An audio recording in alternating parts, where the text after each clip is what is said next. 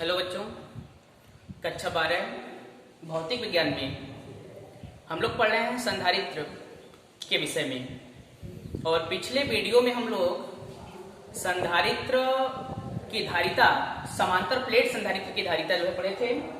और उसमें जो है हम लोग दोनों प्लेटों के बीच वायु या निर्वात रखे थे। लेकिन आज हम लोगों का जो टॉपिक होगा उसमें हम लोग फिर से समांतर प्लेट संधारित्र की ही धारिता पढ़ेंगे, लेकिन जब इनके प्लेटों के मध्य कोई परावैद्युत माध्यम भरा हो तब हम लोग देखेंगे कि संधारित्र की धारिता कितनी होती है। ठीक है, देखिए हमने मान लिया कि ये कोई समांतर प्लेट संधारित्र है जिसकी प्लेटें हैं X और Y। इसके बीच में कोई T मोटाई का परावैद्युत माध्यम भर दिए हैं जिसकी मोटाई T है और इसका परावैद्युतांक है K। ठीक है, और इस प्लेटों के बीच की दूरी जो X और Y प्लेट है इनके बीच की दूरी D है, हमने ये मान लिया। अब देखिए, अगर हम दोनों प्लेटों के बीच में वायु परत की मोटाई निकालें कि वायु का जो परत है उसकी मोटाई कितनी है, तो आप देख रहे हैं कि टोटल दूरी जो है वो D है दोनों प्लेटों के बीच, और इसके मध्य में T मोटाई का ये परावैद्युत माध्यम है। तो वायु परत की जो मोटाई होगा हो जाएगा वायु परत की मोटाई, ये आएगा आपका D माइनस T, ये हो जाएगा। अब देखिए, अब हमें सबसे पहले निकालना है कि परावैद्युत माध्यम में जो उत्पन्न वैद्युत क्षेत्र होगा वो कितना होगा। ठीक है, सबसे पहले संधारित्र प्लेटों के मध्य परावैद्युत माध्यम में उत्पन्न वैद्युत क्षेत्र, यहां पर लिखेंगे प्लेटों के मध्य परावैद्युत माध्यम में उत्पन्न वैद्युत क्षेत्र,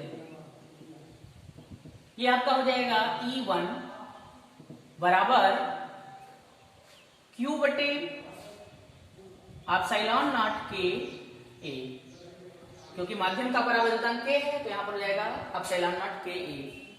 अब हमें निकालना है कि वायु परत, अभी तो परावैद्युत माध्यम में निकाले हैं, अब ये दोनों तरफ जो वायु परत बचा है दोनों प्लेटों के बीच, इस वायु परत के मध्य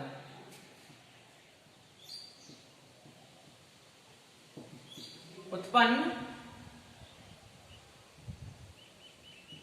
वैद्युत क्षेत्र,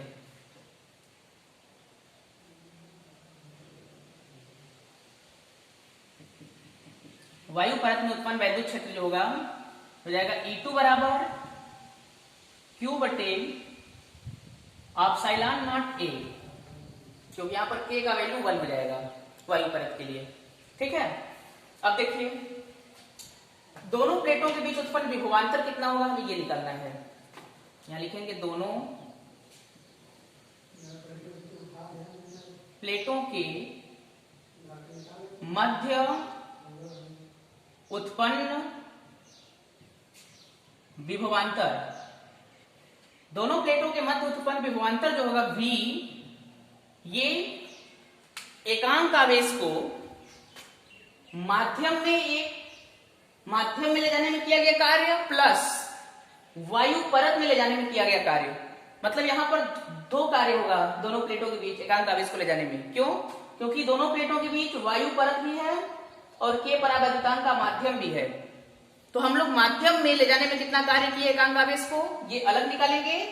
उसके बाद वायु परत में ले जाने में कितना कार्य किए एकांक आवेश को, ये अलग निकालेंगे।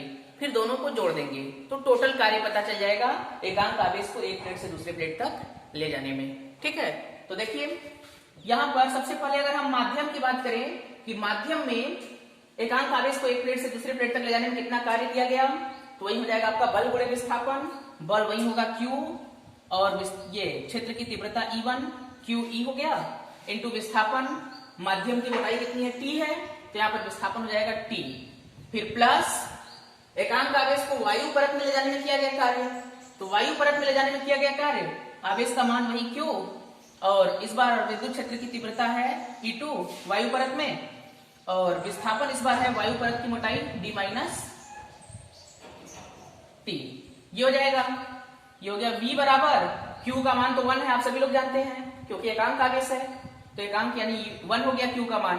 अब E1 का मान यहां से रखिए, तो E1 बराबर हो जाएगा q बटे epsilon not k a into t, फिर प्लस यहाँ q का मान 1 हो जाएगा, E2 देखिए यहां से E2 का मान, E2 बराबर है q बटे एप्सिलॉन नॉट a, यहां पे रख देंगे इसका मान q बटे एप्सिलॉन नॉट a, उसके बाद आपका ये विस्थापन d माइनस t।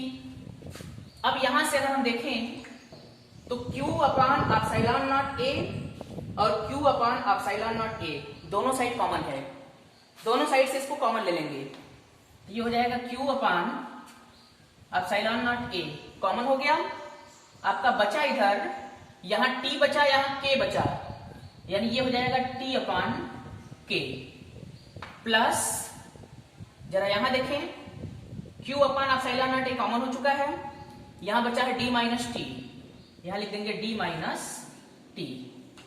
ये हो गया आपका प्लेटों के मध्य उत्पन्न विभवांतर। अब हम लोग सूत्र पढ़े हैं, धारिता C बराबर होता है Q बाई V, धारिता C बराबर Q बाई V। अब V की जगह V का मान रखना है हमें, जो यहां प्राप्त हुआ था, ये हो जाएगा C बराबर Q अपान V की जगह V का मान, ये हो जाएगा Q upon epsilon not A, फिर यहां ब्रैकेट में आपका है T by K plus D minus T, ये हो जाएगा आपका वैल्यू V का।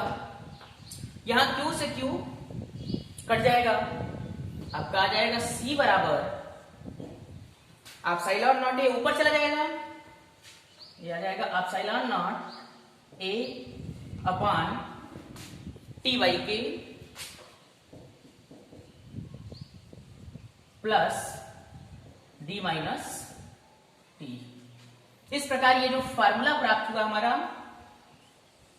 ये फार्मूला है कि अगर कोई समांतर प्लेट संधारित्र है और इस संधारित्र के प्लेटों के मध्य अगर हम कोई K परावैद्युतांक का T मोटाई का माध्यम भर देते हैं, परावैद्युत माध्यम, तो उस समय धारित्र की धारिता कितनी होगी, ये हम लोग इस फार्मूले से ज्ञात करेंगे।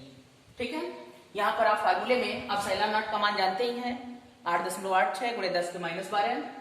ए आपका जो है ये प्लेटों का क्षेत्रफल है, टी आप देख ही रहे हैं इस परावैद्युत माध्यम की मोटाई है, और के जो है वो इस परावैद्युत माध्यम का परावैद्युतांक है, और डी दोनों प्लेटों के बीच की दूरी है। ये सारा वैल्यू आपको ज्ञात रहेगा तो आप आराम से जो है संधारित्र की धारिता ज्ञात कर लेंगे। ठीक है, तो हमें आशा है कि आपको समझ में आया होगा ये टॉपिक। तो आज के वीडियो में बस इतना ही, आगे के वीडियो में आपको नेक्स्ट टॉपिक पढ़ाएंगे।